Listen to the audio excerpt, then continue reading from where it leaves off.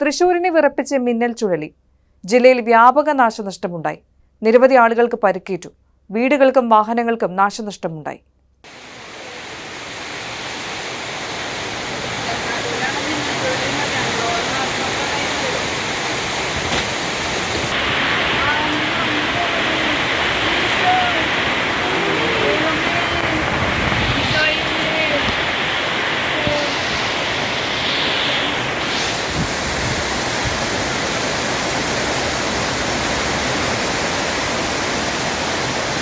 കുന്നംകുളത്താണ് കൂടുതൽ നാശനഷ്ടങ്ങൾ ഉണ്ടായിരിക്കുന്നത്. കുന്നംകുളം മേഖലയിലെ റോഡ് ഗതാഗതം പൂർണ്ണമായും തടസ്സപ്പെട്ടു. നഗരസഭയുടെ ക്രിമറ്റോറിയത്തിന്റെ മതിൽ തകർന്നു വീണ് പ്രവർത്തനം നിലച്ചു.